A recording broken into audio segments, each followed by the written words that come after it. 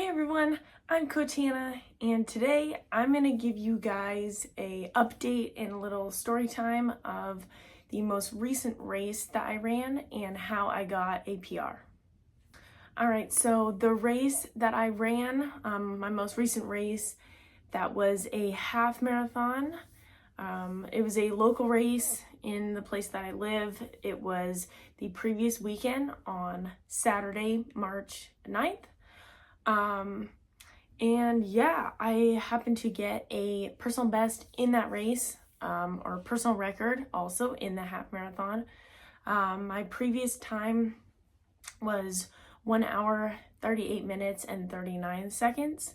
And in this race, I was able to get 1 hour, 38 minutes, and 24 seconds, which was really great. That's exactly what I was hoping for, but I wasn't 100% sure if I was gonna achieve that time or not.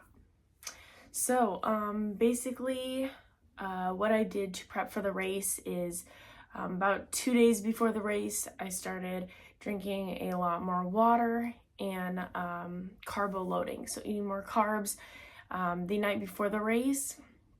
So on Friday night, I had pasta.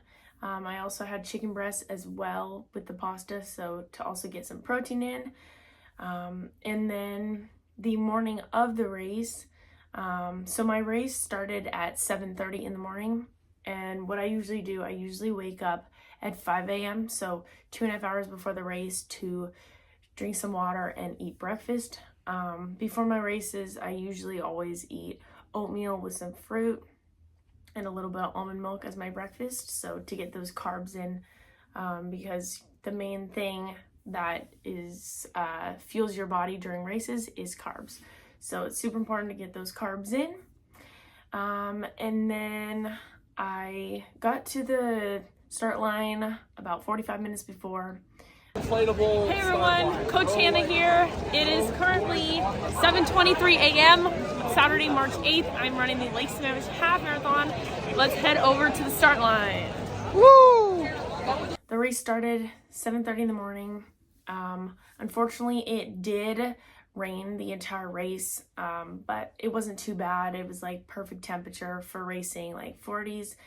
And yeah, so the race started, and my plan for the race was to start the race with the 1 hour and 40-minute pacers, which is usually what I do for all of my halves. And my original plan was to stay with those pacers until about mile 8 out of 13 of the half, and then slowly start to pull ahead so that I had plenty of time to get the sub 1:38:39. So yeah, I was staying with the 140 pacer, and very quickly into the race, like about after the first mile or so, I was like, I knew that I could probably PR. I was like, wow, my legs feel really good. The training runs, like a few weeks prior to leading up to the race, felt really good. My legs were not feeling super tight, so I was like, okay, this is good. This is a good sign. So, and then for fueling in the race, my original plan was usually when I do halves, I don't have my first, basically I have those like those gels.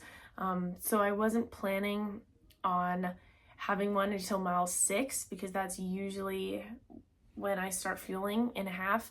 But this time in the race, I don't know why, but for some reason in the race, I decided to do something different, where I was like, I'm not gonna wait until mile 6 to fuel. I'm gonna take my first gel at mile 4 instead. And I think that really helped a lot.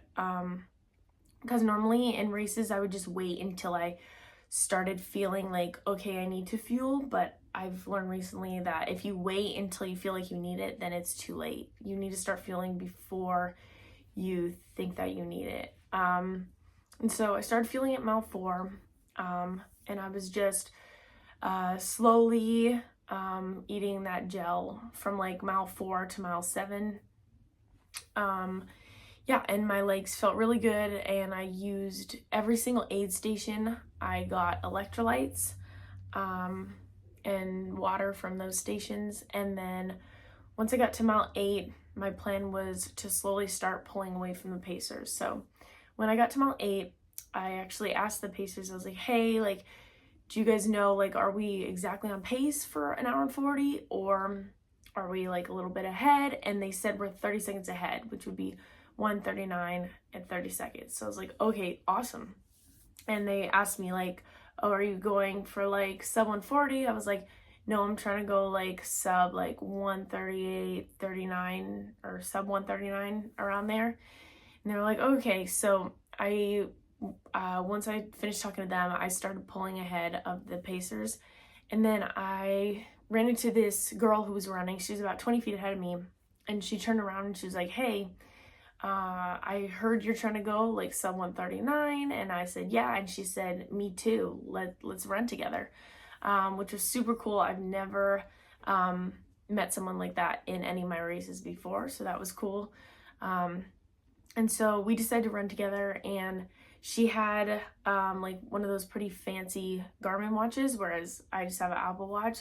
But for her, it was able to show her her actual total estimated finish time for the half.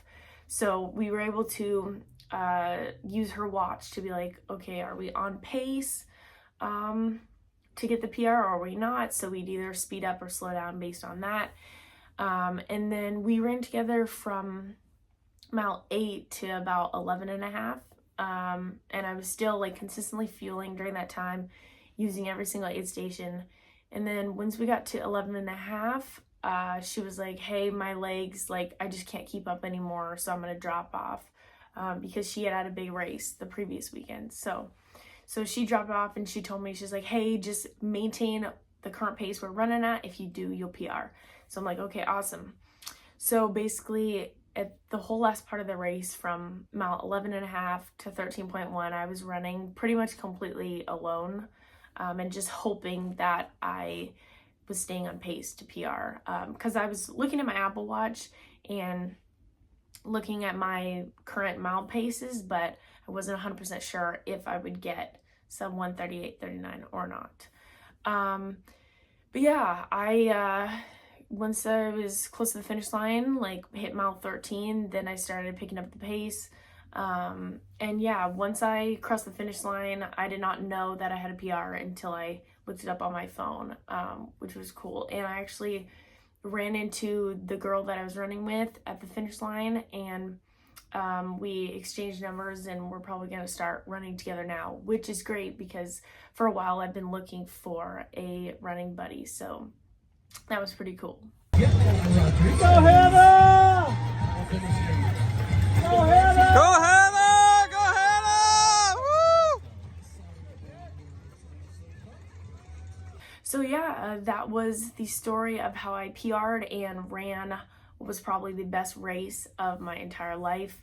The big things that I think contributed to the PR was my training. So like doing the last couple months, I'd been doing more speed work, which is great. And I've also been doing more stretching as well, which I noticed has really helped with the recovery. And then another thing that I think contributed to my PR was fueling earlier. So fueling at mile 4 instead of mile 6. Really important that you start fueling before you think you need it, so that you never basically get behind and are trying to chase that fuel and try to get the energy back. And then the third and last thing that contributed to the PR was definitely running with that girl. I'm not sure I could have kept increasing my pace and did a PR if she was not running with me. And yeah, I also, after the race, I was looking at my mile splits for the whole race. And this was the first race I've ever done in the last 2 years where I had a negative split, where my second half of the race was faster than my first half, which of course also contributed to the PR. So it was really awesome, amazing race. I will definitely be doing that same course next year to try to get a PR again. So yeah, I hope you guys enjoyed this video.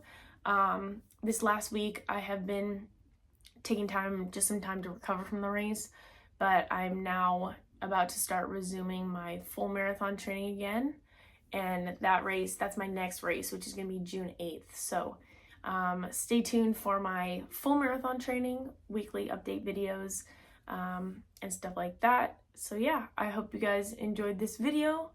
I'm Coach Hannah, fitness trainer with a degree in kinesiology. Don't forget to subscribe and like the video. And as always, chase those fitness goals and that PR.